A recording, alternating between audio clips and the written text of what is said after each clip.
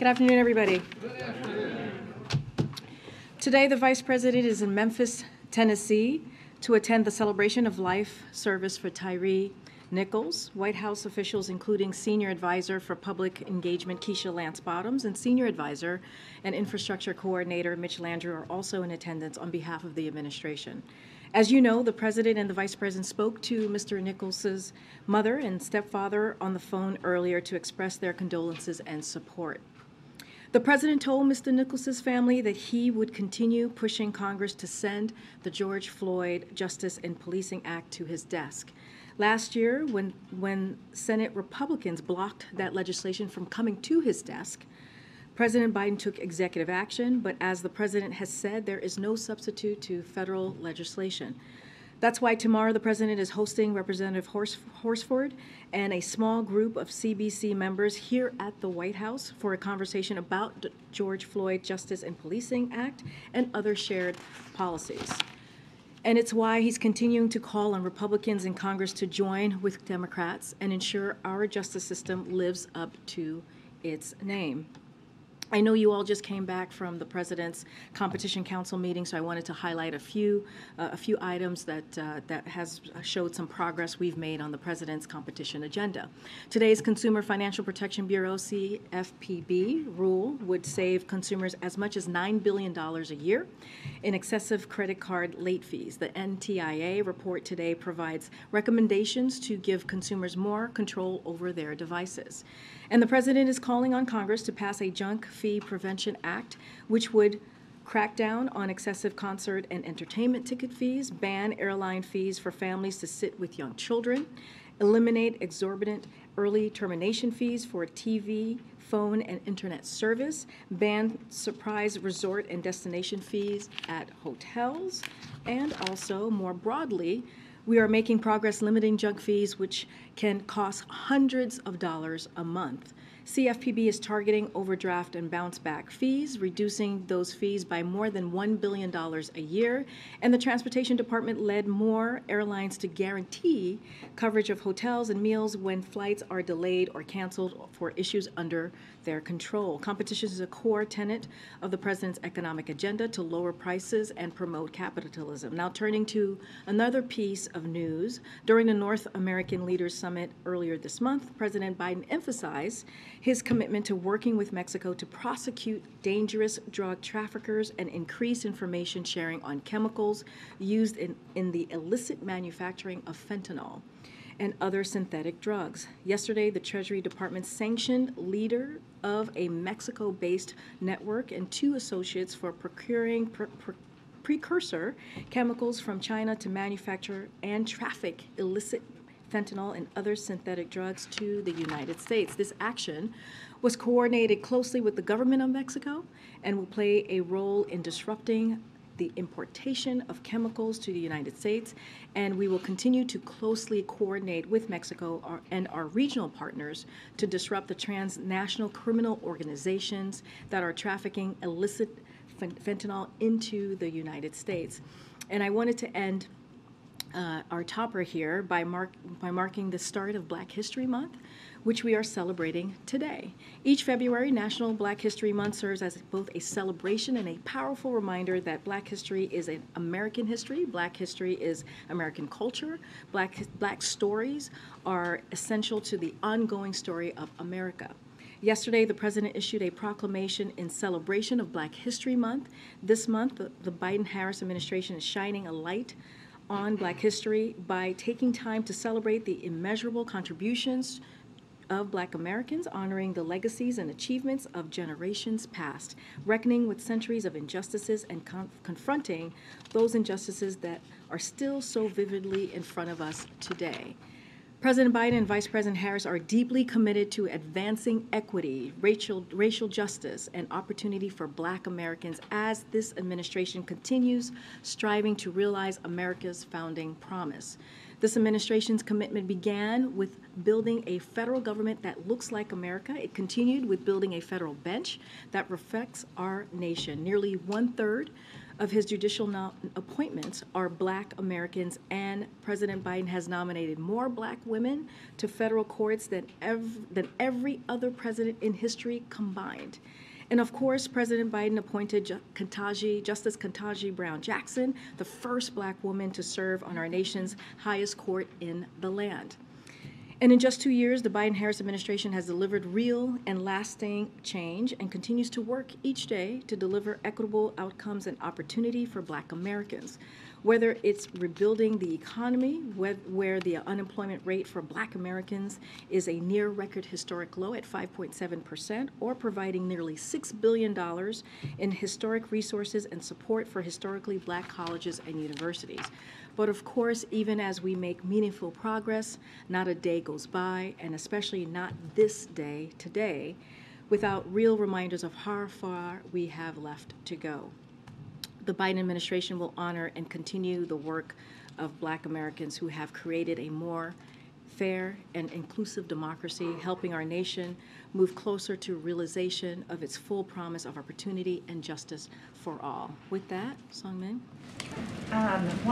One question on police reform. Can you talk about the president's message to the CDC members when he meets with them tomorrow, and what new sort of strategy the White House has for getting police reform through Congress? And I ask that because one of the CDC members told one of my colleagues today that the president is, quote, missing the opportunity to be a historic president when it comes to these issues, and that he's been a champion of the status quo in many ways. We need him to be a champion of a new vision for America. So look, the president is very much looking forward to meeting with the members of the Congressional Black Caucus, and to have a real conversation about how to move forward on police reform and other shared policies, as I mentioned moments ago. Look, these are members that the president has had a long-standing relationship with, as you all know, and it is a collaboration that we see this conversation becoming a collaboration again on dealing with an issue that is truly affecting the Black community and also the brown community as well. And you know, to the statement that you just laid out from a Congressional Black Caucus member, I would say this, you know, and I said this at the top. When the Senate Republicans blocked and would not move forward with the George Floyd Policing Act, the president acted. He acted by moving forward with taking executive action. And that shows, we believe, and the president believes, how important this issue is. And by bringing the Congressional Black Caucus tomorrow to the White House, it also shows the president's commitment to working with Congress on trying to figure out how do we move forward. Again, it does not take away from the fact the way that we're going to deal with this issue is to have federal legislation. That's how we're going to move forward. Again, the president took executive action. He was very proud that he was able to do that when the Senate Republicans in particular, blocked what Democrats were trying to do, and he took action. And I think that shows his commitment. And on documents, Ian addressed a version of this at the Sticks a little bit ago, but I'm wondering how the White House can claim that they are being transparent when the FBI search of the Penn Biden Center that happened months ago was not proactively disclosed to the public, and what should the public take away from the fact that you are keeping information like this from the public? Look, I'm going to be very prudent from here. I'm going to be very consistent from here. I'm just not going to comment anything that is related to what is currently happening. This is a legal process. As you just mentioned, my colleague was right outside these doors answering many of your questions. He has done that these past couple of weeks, I believe 4 weeks now, and he'll continue to do that. Anything that is specific to this particular process, I would refer you to the Department of Justice and also, again, my colleagues at the White House Counsel's Office. Just following up on that, I understand you're not going to discuss the details or anything, but just, is there a reason that 2 of the searches were disclosed and not the search of the Penn Biden Center? You mentioned this is a legal process. Is there a legal reason why you're disclosing only 2 and not what we know as a 3rd search? I'm going to refer you to the White House Counsel's Office. Okay, then another question on the meeting today with Speaker McCarthy. You know, given that the president has made it pretty clear he's not going to negotiate on the debt ceiling, what does he hope to get out of this meeting then? Look, we have said before, the president is looking forward to working closely and trying to figure out how he can deliver with Republicans who are willing to work in a good faith bipartisan way. He said that right after the midterm elections, and he will continue to make that effort. And the president has been very clear about this. They're going to talk about a range of issues, as you've heard me say, as you've heard us really report out from how we see this meeting moving forward. And look, he wants to hear from the speaker. What's his plan? What is his plan on the budget? What is his plan to really deal with what is at the top of the minds of the American people? How are we going to lower costs for them? How are we going to deal with the national deficit, which is something that the president has taken very seriously by in record fashion lowering the deficit by $1.7 billion.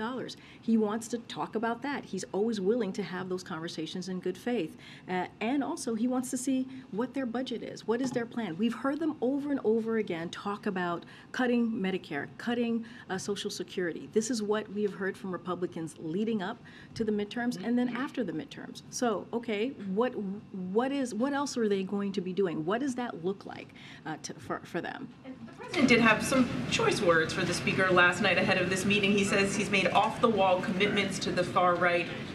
Was there any strategy in saying that ahead of this meeting? Is he trying to throw him off a little bit, or on the flip side, is that really helpful to be talking like that? I will say this: we understand what the speaker is going through. He has a caucus that has put forth some pretty extreme ideas, some extreme options in front of the American people. Cutting Medicare, cutting Social Security. That is what he's dealing with. And so what we're saying is that, okay, well, this is what your caucus is saying. This is what your conference is saying. What's your plan? And I think that's what he is acknowledging, really, what the speaker is currently dealing with.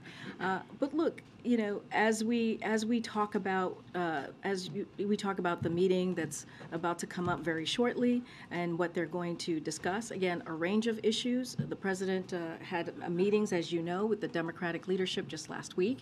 He's looking forward to having this conversation. You saw a memo yesterday asking the speaker and really Congress, Republicans in Congress, are they going to live up to their constitutional obligation? Are they going to lift the debt ceiling, as many of them did, including Speaker McCarthy 3 times under the last president? So that's number one, their obligation. Are they going to live up to that? And number two, what's their plan as it relates to the budget and dealing with issues that truly matter for the American people?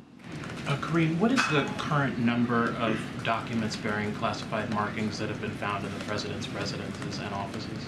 I would refer you to the White House counsel's office. Okay. Ian just declined to comment on that as well.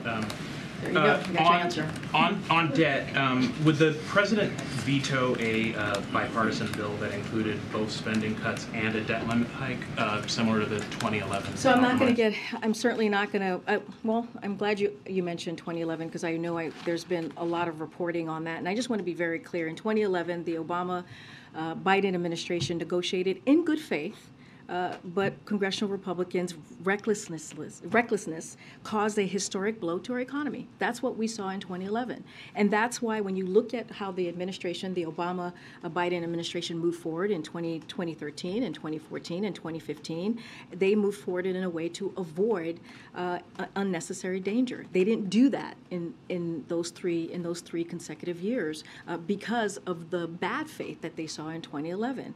And so, look, let's not forget, that's why congressional Democrats and Republican in Congress voted 3 times in the Trump administration to lift the debt ceiling. And let's not forget, this has happened 78 times since 1960, 49 times under Republican presidents and 29 times under Democratic presidents. So this has been done before. It's their constitutional obligation to do this. And we are talking about programs, when they talk about Medicare and Social Security, we're talking about programs that they want to take hostage. That's going to affect taxpayers. That's going to affect seniors. That's going to affect veterans. And again, it is their constitutional duty. They should be able to do this without conditions. Thanks, Karine. I'm trying to address some market-related chatter as well as some of the beliefs of some members on Capitol Hill. Jay Powell was just asked about the debt ceiling, and he said there's only one option here. It's for Congress to pass the increase. Is that the view of the White House? There is only one option. There are no prioritization off-ramps, comically large coins to consider, anything like that. Congress is the only option here in the view of the White So House. on any of the coins and mint coins, I know that's come up before, that's something that the Treasury deals with and answers on, so I'm not going to comment there. I think we've been very clear. I think we've been very clear from here that this should be done without conditions. And it is their basic job, Congress, right? It is their basic duty to lift the debt ceiling. It is something that has been consistently done over the years.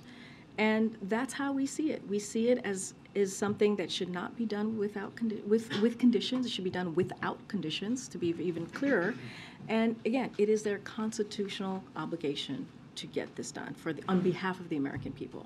I understand that, and you guys have made that abundantly clear repeatedly. I'm saying, can you close the door on any other alternatives than Congress fulfilling their constitutional obligation? Look, what I'm saying is we've been very clear about when we've been asked if there's going to be if there's room for negotiations, we have said this should be done without any conditions. There shouldn't be a way to go around this to get this done. This is something that Congress should act on. Now, and I've mentioned this a little bit, which is as it relates to lowering the deficit, and that being a top priority for this president and has been throughout the last 2 years, he is willing and happy to have a good faith conversation with anybody who wants to talk to him about ways to do that. And that's why he's been able to, in the last 2 years, we've talked about it, I just mentioned it, in record fashion, $1.7 trillion, which is the largest decline in American history. That's what the president has been able to do. Now, as it relates to the debt ceiling, that is a separate matter. That is a different matter. We see this as a constitutional obligation that they have, that Congress has to act. Just one more. The Department of Interior advanced an $8 billion oil drilling project earlier today.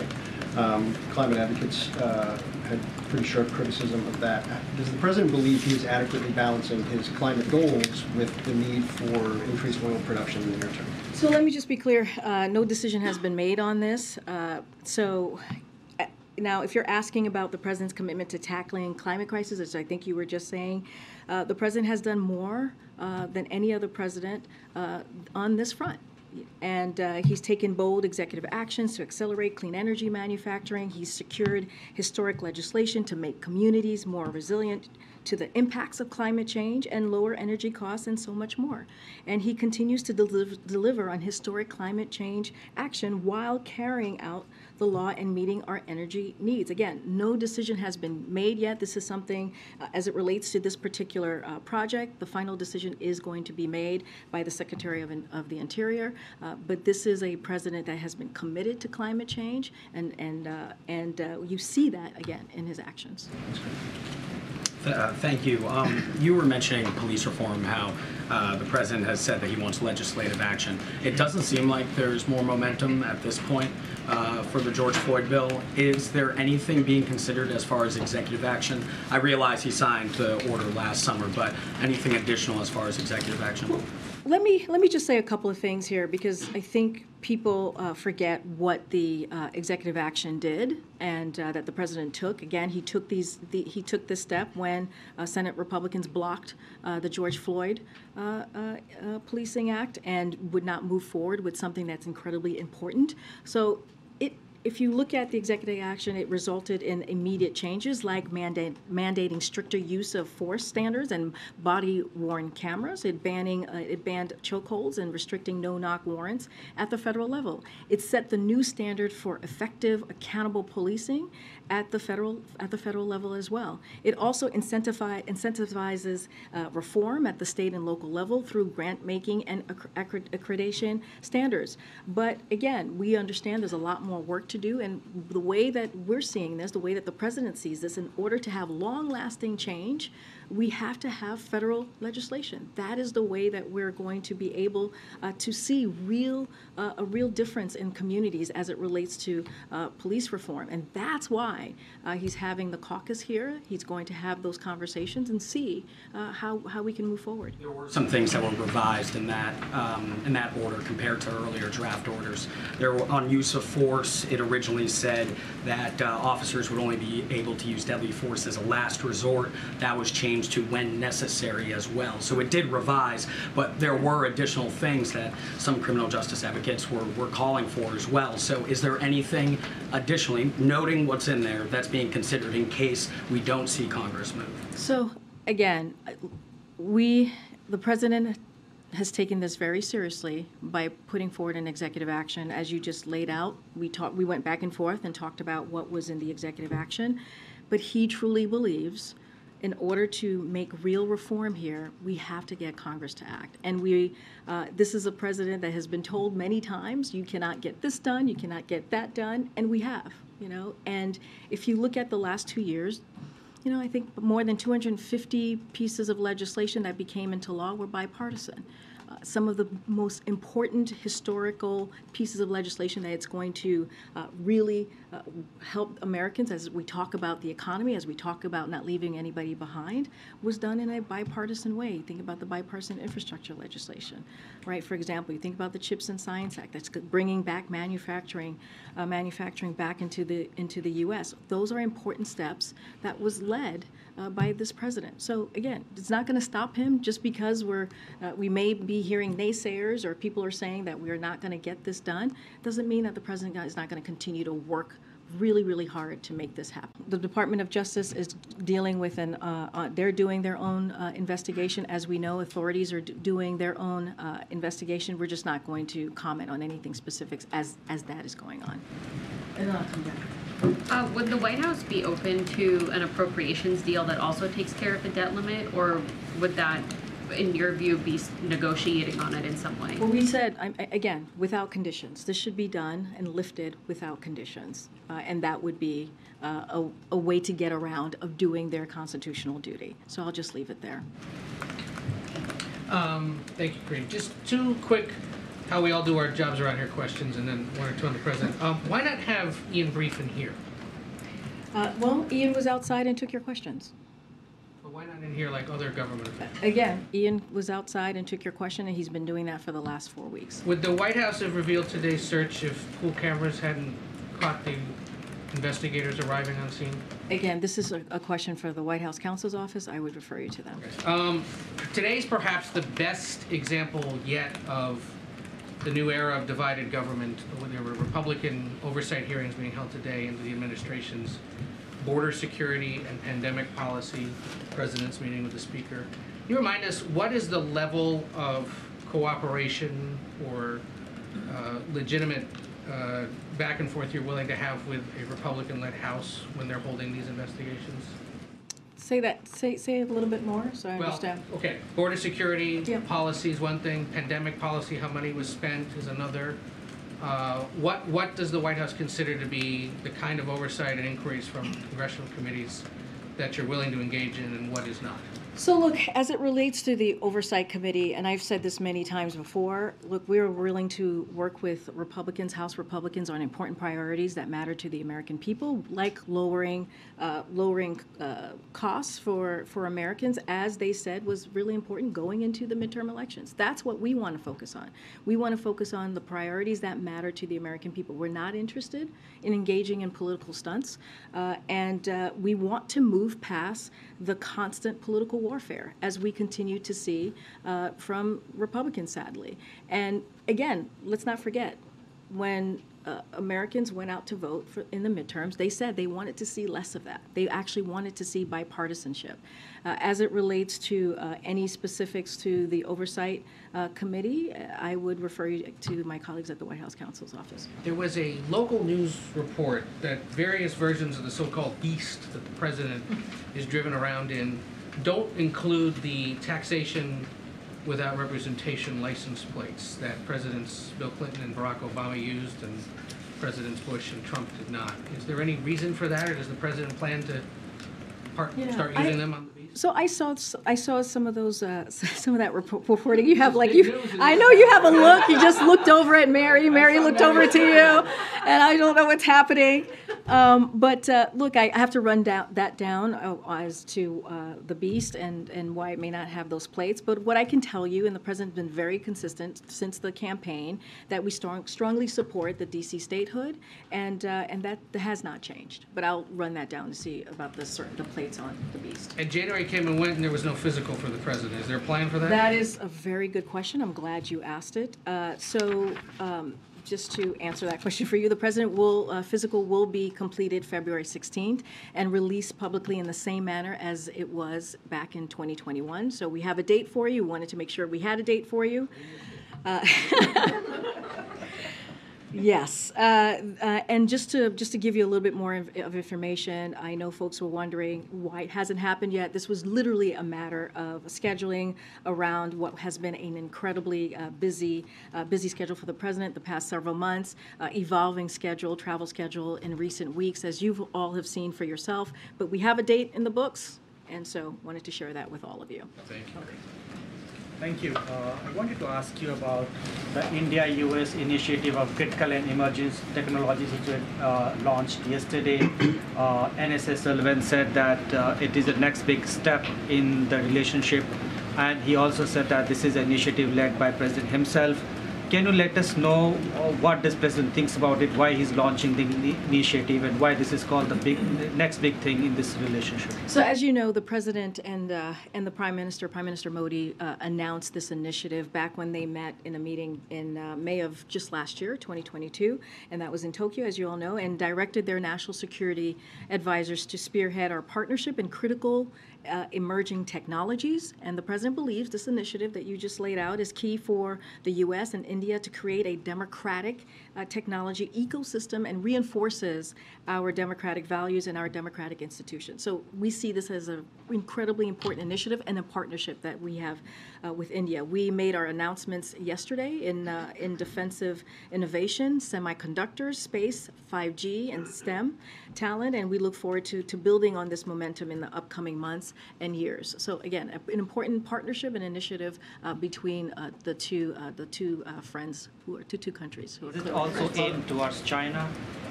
So look, I mean, you can't ignore the geopolitical context that we live in, as you asked me about China, but this initiative is not about any country or one country. It truly is about something bigger than that, a relationship between two friends, two countries who have been partners for some time. So look, as two of the world's leading economies and democracies, it is in our interest to strengthen this partnership and deliver for our people, and when you think about the economies and the people around the world. So we think this is an important step forward, and we'll continue to grow on this initiative. Thank you. One more on the deficit reduction talks as it relates to the debt limit. So is the position of the White House that you don't want to negotiate, obviously, on the debt limit? That needs to happen. You say Congress needs to do that without conditions. So would that mean that any bipartisan proposal that the president agreed to as it relates to deficit reduction or debt reduction would have to happen after Congress raised the debt limit? Well, I mean, I guess I'm just trying to figure out sort of the process here, like what's step one and what's step two. I don't think there's just one step. And the step is they need to live up to their congressional obligation. That's their constitutional obligation, to be even more specific, which is lifting the debt ceiling, something that was done 3 times under the last president. And I've mentioned the number 78 many times because it's happened 78 times since 1960s. 49 times under Republican president, 29 times under Democratic president. This is something that the Speaker himself voted on 3 times in the last administration. So there's only one step here, and the one step is to do this without conditions. But the president has said, and you have said from this podium, that he is open to these negotiations and potential legislation, right, on deficit and debt, right? So when we're talking about the national deficit, when we're talking about lowering that, the president is willing to have a good faith conversation, which is something that he's prioritized, right? We mentioned the $1.7 billion that he was able to lower the deficit, and because of the economic policies that he's moved forward with. So he takes that very, very seriously. Now, if they want to have a good faith conversation about that, he's willing to listen. But right now, all we have heard from the Republicans in the House, to be very specific, the extreme Republicans in the House, to be even more specific, is that they want to cut Medicare, they want to cut Social Security, hold that hostage, which is something that should not be done. It would lead us into chaos. So it is a direction that we think is wrong, a direction that should not be taken. We think that when it comes to lifting the debt ceiling, it should be done without conditions.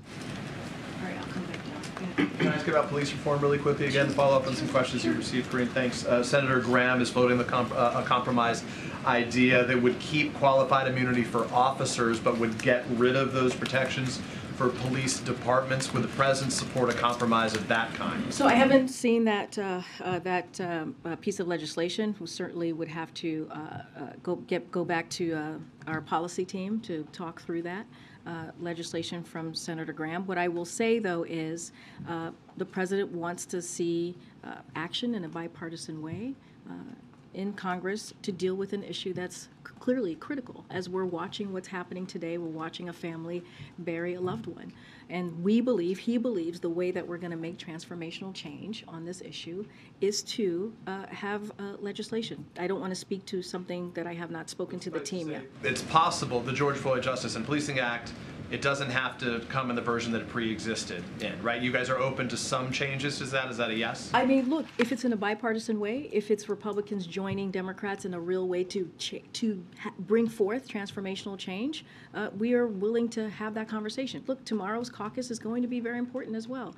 And we're going to talk to the CBC members and talk through what their ideas are and what they're thinking. But again, we think that legislation, federal legislation, is the way to move forward here. Separate question. I asked this of Ian Sams outside when he took our questions earlier. I want to ask of you, though, because I think it is for the wider White House, not just the special counsel's office, which is, did anyone at the White House tell the National Archives at any point not to issue a press release about the discovery of classified documents?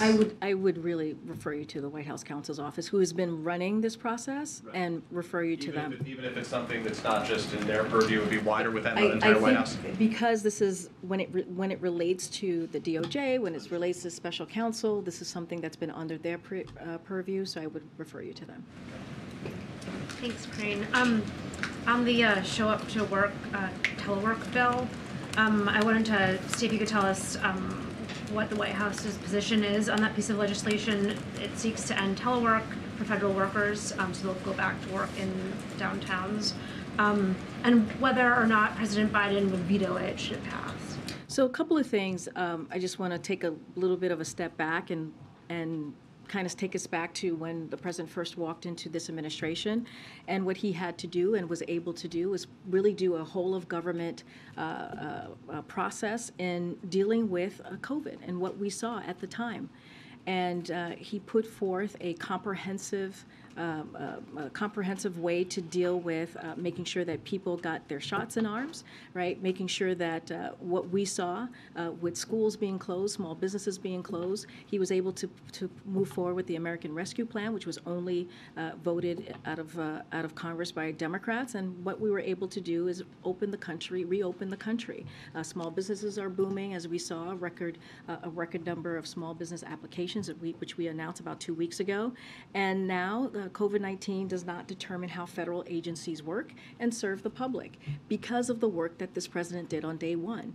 And so our view is that the agency decisions should be guided by a focus on delivering results for the American people. That's how they should move forward. Like other major employers and federal agencies are making those decisions based on their performance goals, not only to increase efficiency and effectiveness, but also to remain competitive in the labor market. So we're committed to working with anyone in Congress to continue strengthening federal agencies. We think that's incredibly important, and the federal workforce in order to deliver on their missions and serve the American public. That's what we think the criteria should be.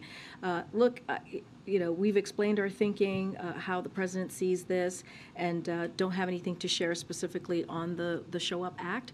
But we believe that there are ways that federal agencies should be able to track their performance and continue to deliver for the American people, and that's how we think this is the most important way to move forward here. Just particularly given that the administration announced it's going to be ending the state of emergency on COVID, that there would be a desire to get federal workers back in the office. I just don't have anything specific. It's on that particular questions. We again think it should be, that decision should be guided by agency. That's their decision to make. On one other topic, on Russia, does the Biden administration believe that Russian and Belarusian athletes should be able to compete in the Olympic Games in Paris in 2024?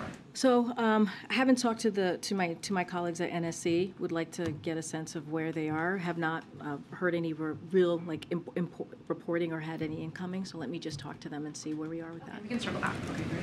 Thanks, Karine. A couple weeks ago when the mayors were in town, the president said he looked forward to an honest debate with Republicans on entitlements. The House Speaker on Sunday on Face the Nation was asked if he was going to propose cuts to Medicare and Social Security, and he said no. He said he would take that off the table. He was asked completely, and he said yeah. So is it your sense, is it the sense here that the House Speaker's not being honest when he says that?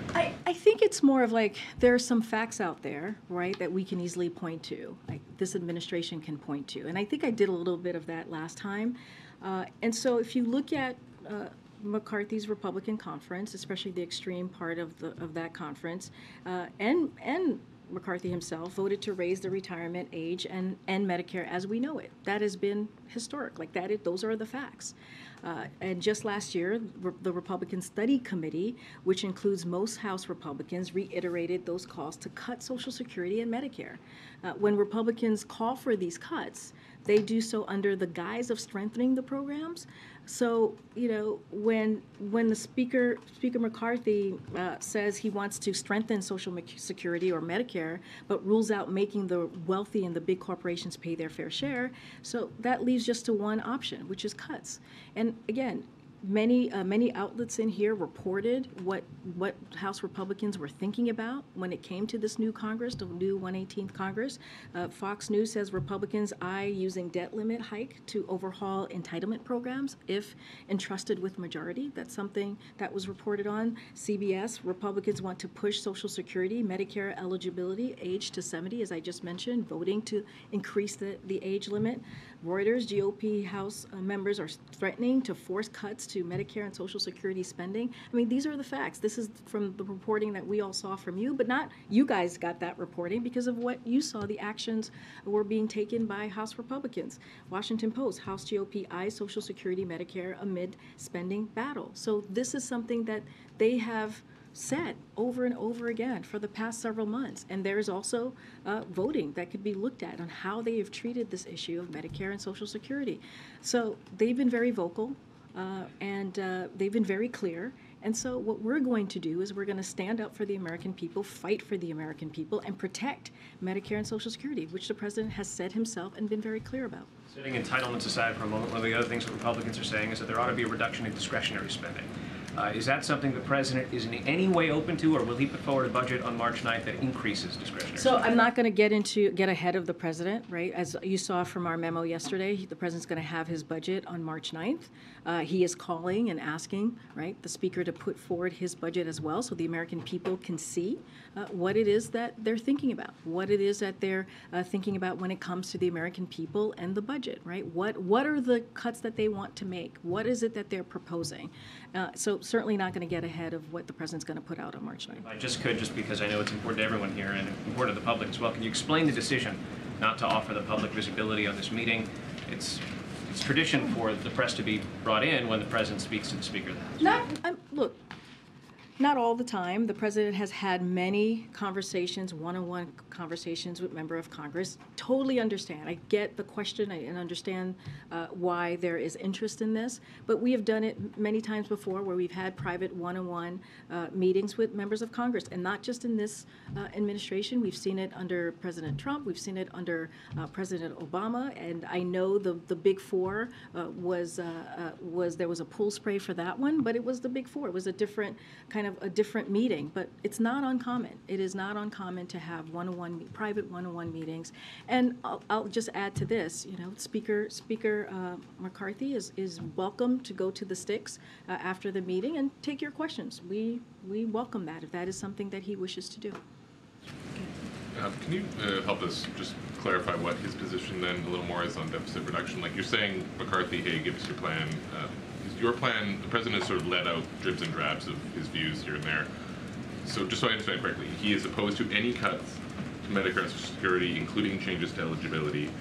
He's open to other spending reductions over the medium term, including potentially defense? I want to be very careful here because what the president has been very clear about is what is their plan.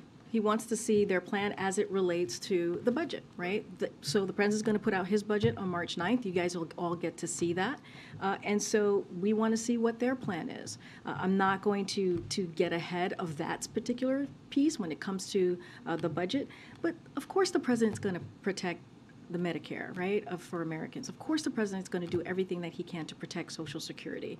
And when it comes to holding those two programs hostage, the president's going to call that out and say that we should not be holding those two programs hostage on something that is the basic duty of Congress, which is to lift the debt ceiling, something that they should be able to do because it is their constitutional duty.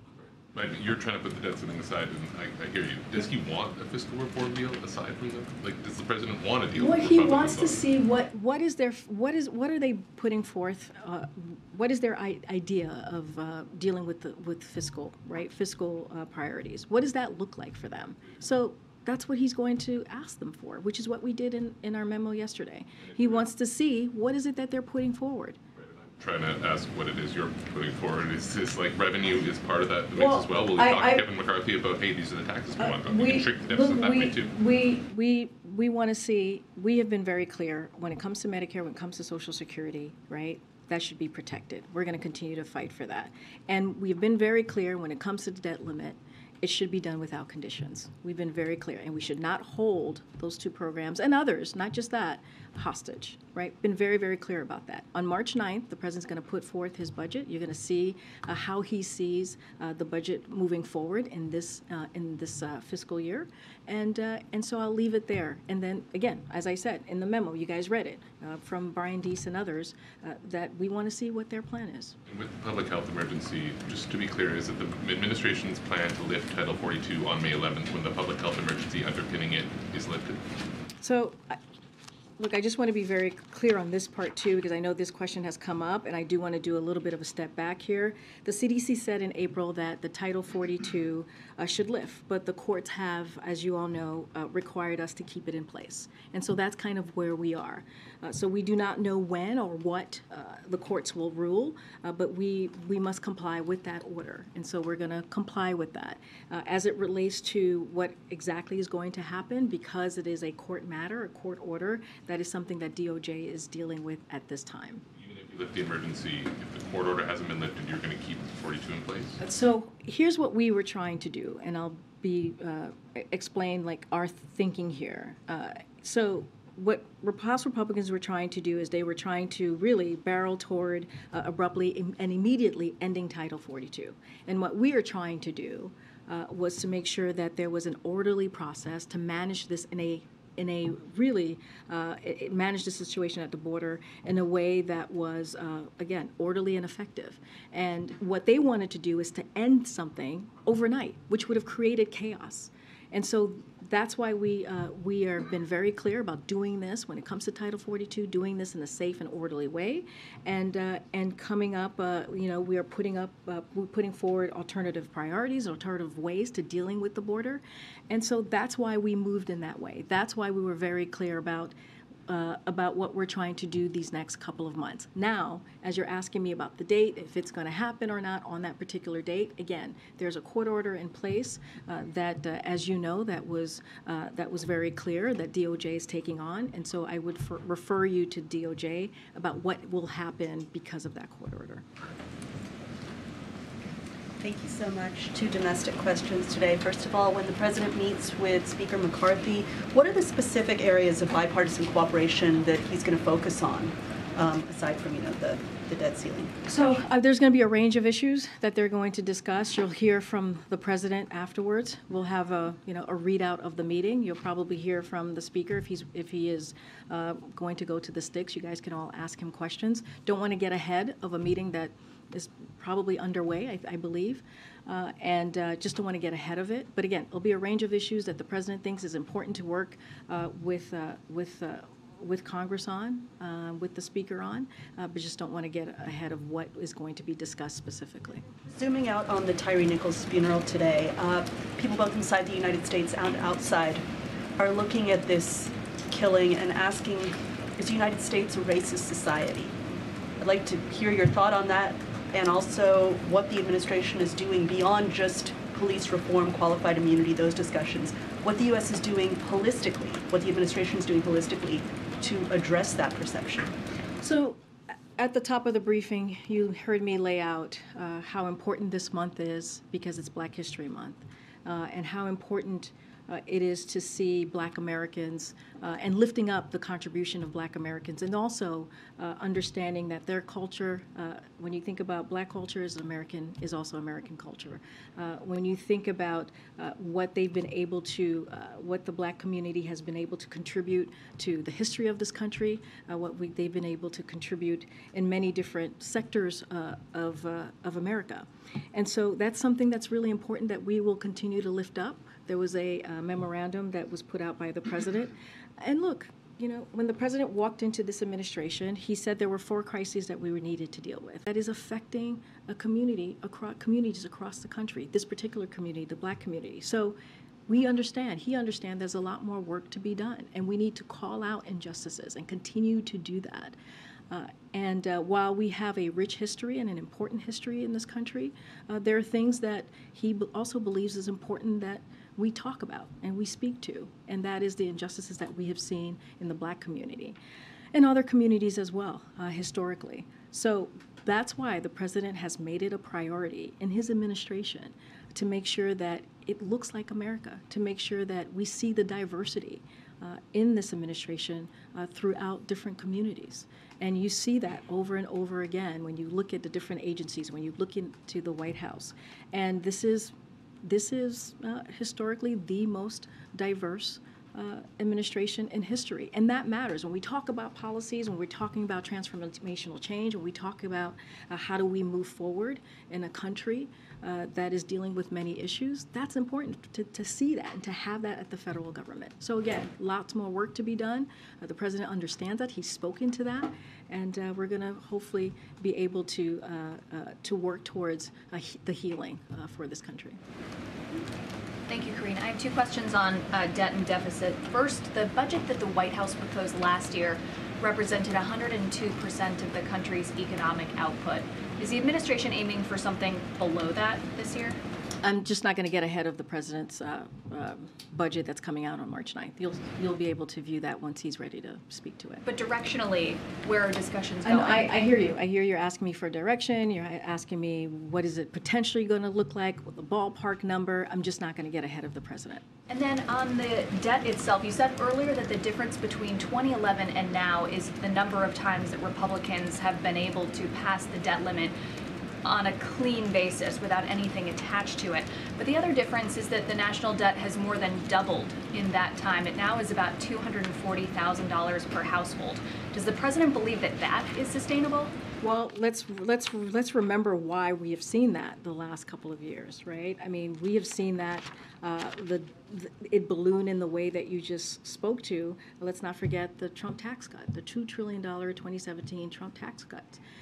If you think about that, if you think about the first piece of legislation that Republicans put forward was going to increase the debt limit by $100 billion.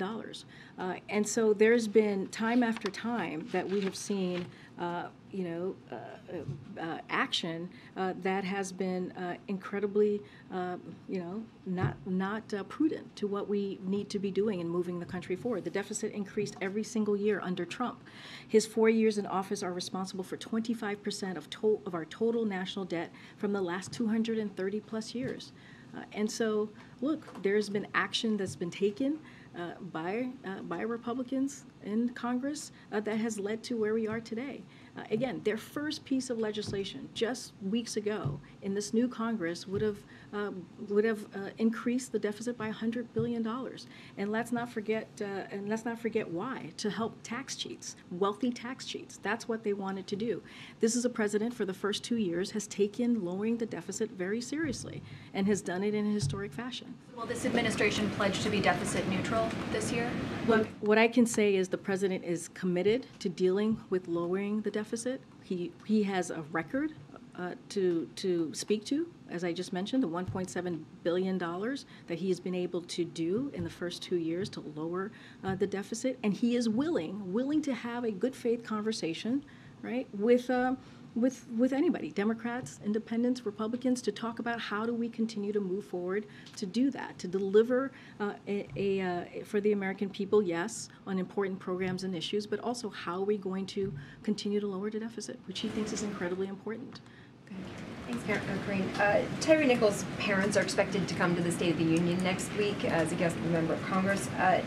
Would the president meet with them when they're here in town next week, Monday or Tuesday? Don't have a meeting to preview at this time. As you know, just last Friday, the president spoke with his mother and his stepfather, offering his condolences. And saying that, telling them that he is going to continue to fight for police reform, continue to fight for the George Floyd Policing Act, and so that is a commitment that he's made to the family. Don't have a meeting to read out or to announce at this time. And on the COVID pandemic emergency, the administration has been using that as the justification for the plan to cancel student loan debt. Does ending the COVID emergency undermine the student loan plan? So we see that very, very differently.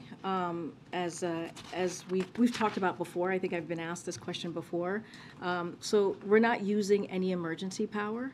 We're using the HEROES Act, as I've mentioned before, which gives the Secretary of Education the explicit authority to provide debt relief in this exact situation. So as you know, millions of Americans are at risk to default on their student loans due to the economic effects of the national emergency.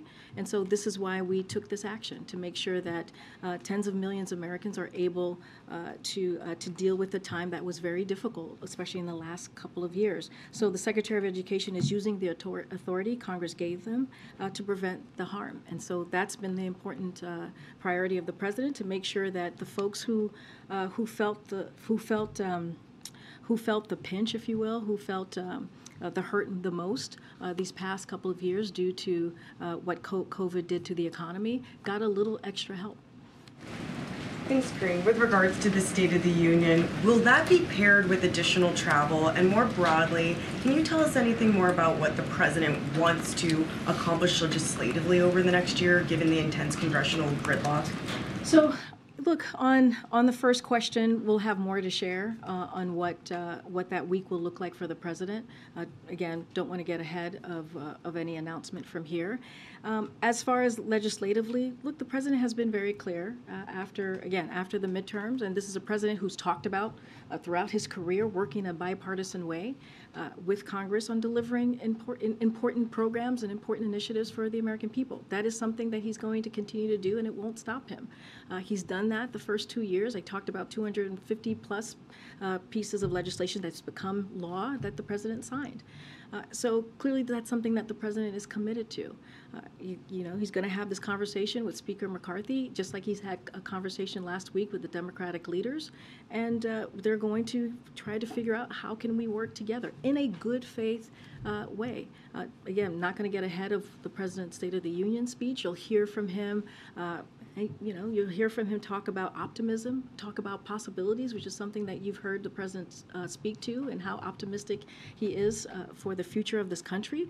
He'll talk about, his economic policy and how it's delivered these last 2 years, and he'll lay out what he believes his legislation plan is going to be for the American people. Certainly not going to get ahead of that at this time. And last year, on January 19th, the president had a solo press conference. Does the White House anticipate that there will be a press conference where reporters might be able to ask him about those plans that you just mentioned anytime in the near future?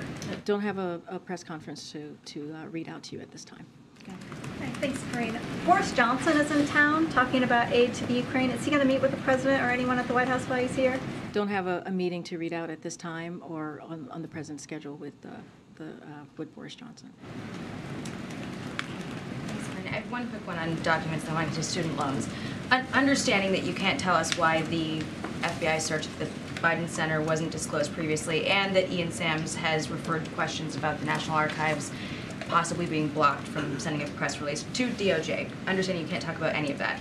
Can you assure us that the White House has been and continues to be as transparent as possible, meaning that where there haven't been disclosures, something has prevented that? What I can say is what the president has said many times, and you've seen it in our statements, is that we are cooperating fully. The president and his team is cooperating fully, and we will continue to do that. And I'll just leave it there. On student loans, does the White House believe that the president or administration can continue to use emergency powers after the emergency is over? So providing debt relief or pausing loan payments as it relates to the student loans does not require an ongoing and national emergency. And I just laid out for Karine how we see this process, and talking about the HEROES Act, which was a authority that was given to the Secretary of Education through Congress, and that's how we're moving forward there.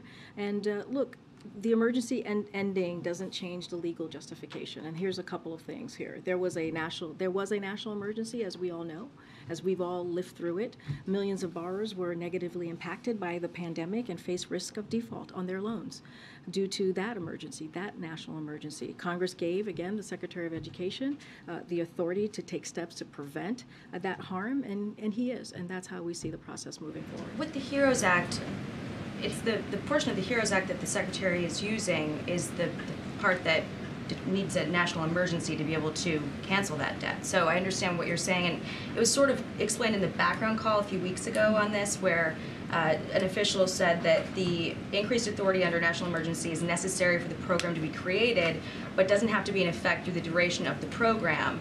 And the reason I'm asking is that interpretation could potentially allow for, you know, policy effectuation beyond the emergency. So at what point is someone not worse off after a pandemic? How are we determining? I mean, just getting back to, I guess the crust of your question is that we don't need an emergency power to use the HEROES Act. It is an authority that was given to the Secretary of Education, and he is using that authority for a moment that we believe the American people really need it. After these last 3 years, after dealing with what many dealt with a national emergency that was to them, right? Something that caused them harm, and so this is a way to help tens of millions of Americans who need a little extra help, and so that's what the Secretary of Education is doing. Does the HEROES Act though require the national emergency for the Secretary to use it?